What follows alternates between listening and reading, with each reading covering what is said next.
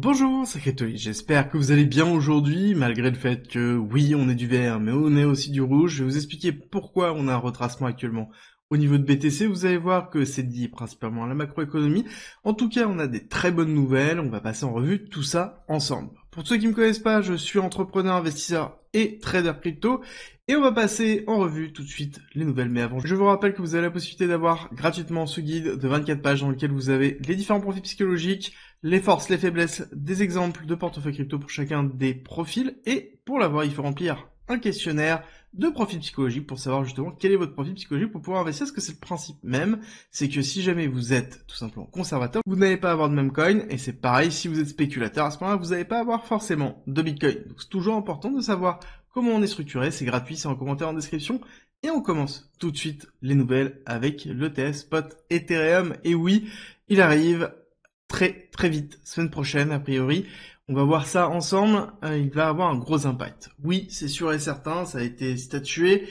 Deux impacts à deux effets, à deux momentum différents. Alors, ils définissent que la première semaine risque d'être compliquée, d'accord, et on parle bien des 11 milliards de dollars de l'ETF Spot Ethereum. En effet, ça va bouger beaucoup, parce que l'ETF Spot d'Ethereum de Grayscale, ici que l'on voit, a donc déjà 11 milliards de dollars qui est présent sous actif, sous gestion, mais dedans, on a quand même 2,5% de frais de gestion, ce qui est énorme quand on regarde le reste.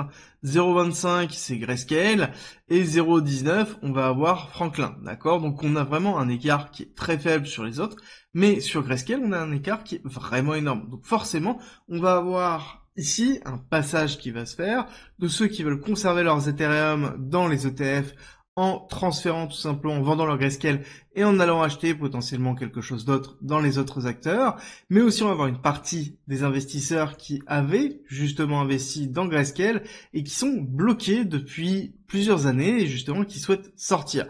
Et dedans, on a aussi des parts qui sont détenues par DCG, Digital Currency Group. Alors si ça vous parle pas, vous inquiétez pas, on va revenir dessus. DCG, c'est simple, c'est ceux qui possèdent Grayscale. Ils possèdent pas que Grayscale, ils possèdent aussi Genesis.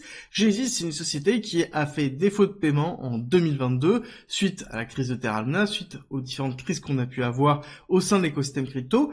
Et Genesis, c'était quelque chose, c'était une entité qui prêtait énormément d'argent à d'autres protocoles, comme par exemple Gemini.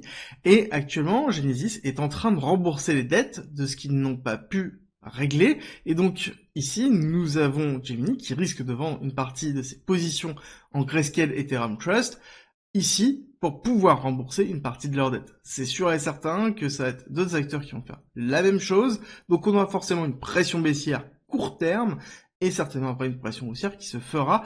Ici, on détermine, quand on regarde l'analyse de Bitwise, on détermine que d'ici la fin de l'année, on devrait arriver sur les 5000 dollars au vu des inflows qui devraient arriver sur Ethereum au niveau de l'ETF. À voir et à valider si justement Ethereum a autant d'intérêt que Bitcoin au niveau de son ETF.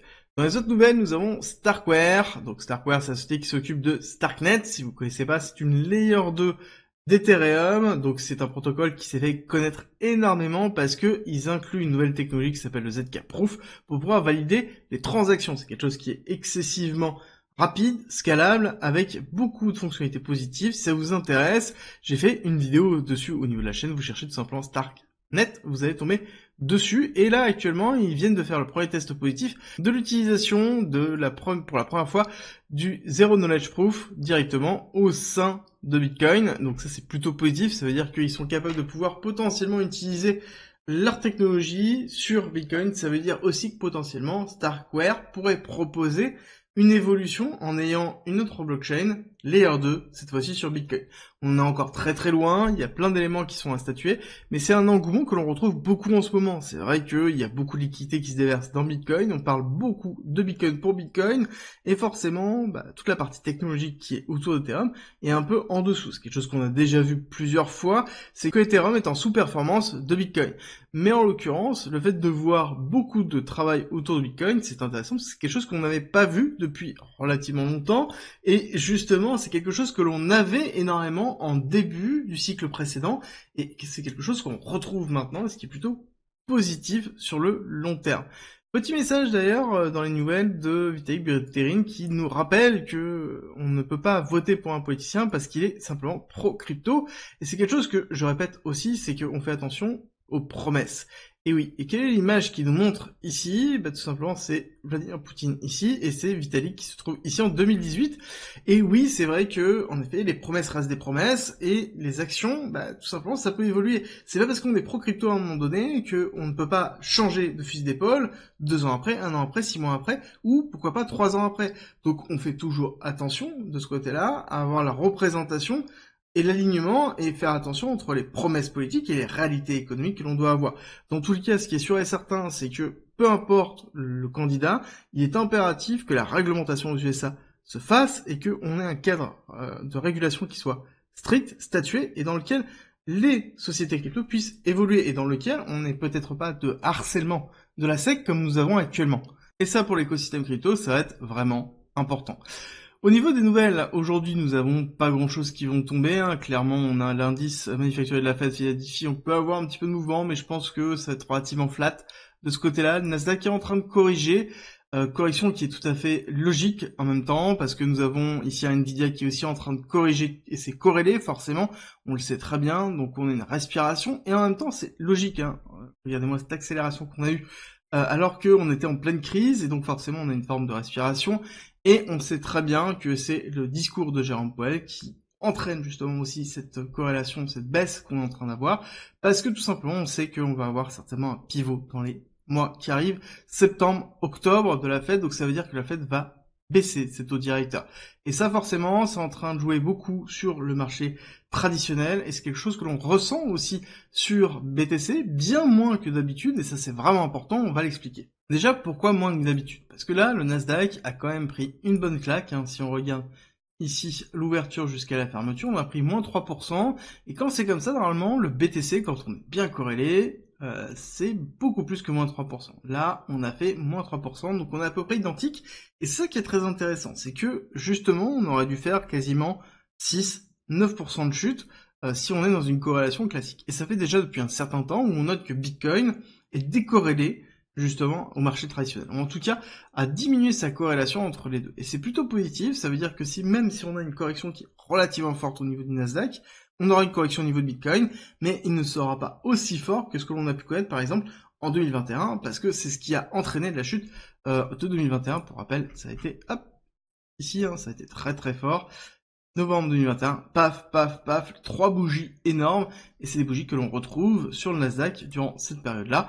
On voit bien que novembre 2021, on a bien eu première impulsion de chute, deuxième impulsion de chute, et là on a eu bien une accélération très forte en 2022 qui nous a entraîné aussi. Donc forcément, on a une corrélation entre les deux et donc on fait très attention de ce côté-là.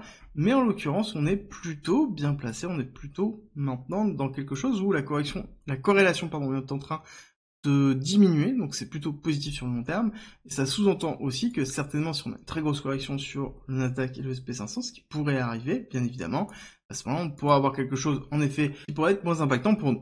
Alors, pourquoi on a du coup ce retracement? C'est ce que je vous ai dit en début de vidéo, oui on a un retracement, oui on a une respiration, tout simplement parce qu'on a fait une hyper accélération, on est arrivé dans une zone plutôt classique en termes de prix dans lequel on est en train de travailler les 66 000, hein, on a touché les 66 000, pour rappel, il y a très peu de temps, le 12 juillet, on était à 56 000, d'accord? Donc là, on a fait plus 10K, d'accord? En très très peu de temps. Donc forcément, à un moment donné, il faut qu'on ait une respiration. On est sorti de cette peur de Mongox, on est sorti de cette vente vraiment massive au niveau du gouvernement allemand. D'ailleurs, petite anecdote, ils ont fait un communiqué officiel en disant que c'était la plus grosse vente qu'ils avaient effectuée et que c'était vraiment, entre guillemets, insane, le montant qu'ils avaient récupéré. Et le mot d'ordre était tout simplement de vendre le plus vite possible, peu importe le prix.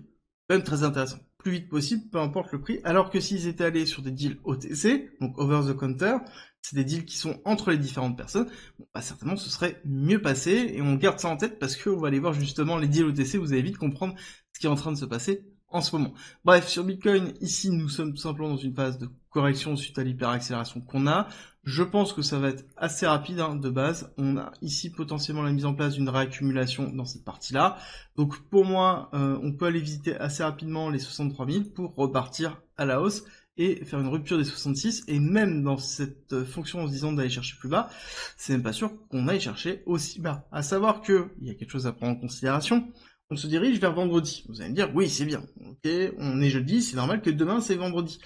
Oui, mais tous les vendredis depuis déjà relativement longtemps, sauf le vendredi dernier, on a eu systématiquement une correction qui a été forte sur les indices traditionnels, et donc il y a de grandes chances que ce soit aussi le cas sur ce vendredi-là, et donc aussi sur BTC, donc on ait une deuxième partie d'accélération baissière vendredi, qu'on clôture peut-être un petit peu plus à la baisse sur ce weekly, et ça ne veut pas dire que ce sera un retournement de situation, mais ça veut dire principalement qu'on est en train de consolider et donner peut-être la chance encore au week-end de repartir sur une hyper accélération, chose qu'on a eu justement sur le week-end dernier, où on voit cette phase d'accélération qui a lieu principalement samedi et dimanche, ce qui était la très bonne surprise, et ce que l'on voudrait aussi revoir de ce côté-là, avoir un momentum qui ne se construit pas que durant les jours de semaine, mais aussi de l'autre côté, parce que les jours de semaine, c'est quoi? C'est le CME, et le CME, c'est Chicago Mercantile Exchange, c'est le fait d'avoir des institutionnels, et oui, le momentum qu'on retrouve ici est porté par les institutionnels, est porté par les inflows ici, que l'on retrouve dans les ETF spot Bitcoin, donc c'est le nombre de Bitcoin qui sont intégrés directement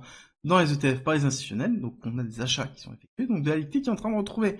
Est-ce que maintenant, il y a une possibilité de faire un retracement pour aller chercher ici les 58-60 pour repartir? Je viens de vous dire, est-ce que si on regarde au niveau de Fibonacci, on est dans une zone de retracement classique?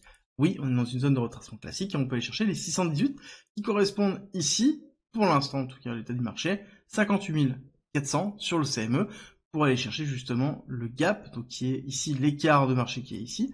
Et on sait très bien que soit c'est un gap de rupture et ça ne sera pas comblé, donc il faut avoir une hyper accélération, soit c'est un gap qui sera comblé assez rapidement pour repartir, et ce qui serait logique. Pourquoi c'est logique? Parce que nous avons fait un break of structure ici, donc qui est plutôt positif court terme, ça veut dire qu'on est dans une tendance très court-termiste haussière, dans lequel ici on peut avoir une accélération haussière, break of structure, retest baissier, et ensuite refaire un autre break of structure pour bien valider cette partie-là, et là on verra dans les 70 000 ce qui se passera, est-ce que oui ou non on aura un rejet pour une tendance baissière, une continuité de tendance baissière, ou si justement on a un breakout avec un pullback, donc un retest qui sera effectué pour repartir à la hausse, et ça c'est encore une autre vision du marché. Mais ce qui est important de noter, c'est qu'on a quand même pas mal de chiffres qui sont en train d'arriver. La courbe violette ici, qui est en hyper accélération, c'est la représentation de la balance de l'ensemble des wallets qui ont plus de 1000 BTC. Et ça c'est très important, ça veut dire que ici on a bien une accumulation réelle des whales.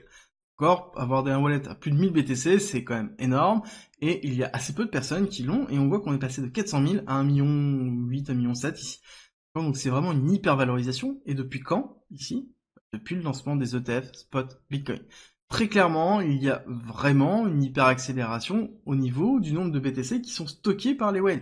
Donc c'est-à-dire qu'on a vraiment une hyper accumulation durant quand?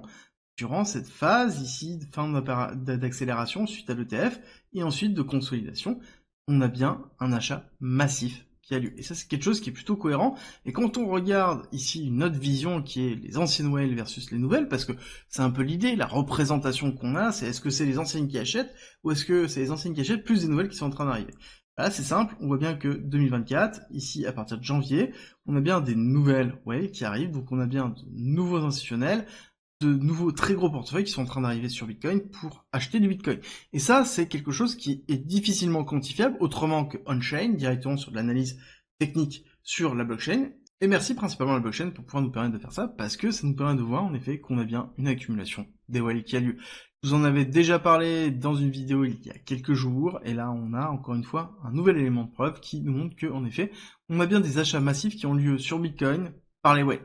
Et c'est pour ça aussi que Bitcoin est dravé par Bitcoin sur cette période-là. Et c'est un temps normal, c'est un début de cycle d'expansion. Même si on a fait un nouvel ATH, qu'on a fait une rupture d'un plus haut maintenant, ça ne veut pas dire que le cycle avait réellement commencé. Pour rappel, normalement, la cyclicité vient du halving. Et là, actuellement, le halving est passé en avril 2024 et on commence réellement à mettre en place le cycle habituel. J'espère que cette vidéo vous a plu et qu'elle vous a aidé. Si c'est le cas, n'oubliez pas, likez, partagez et abonnez-vous et on se retrouve très très vite pour une nouvelle vidéo.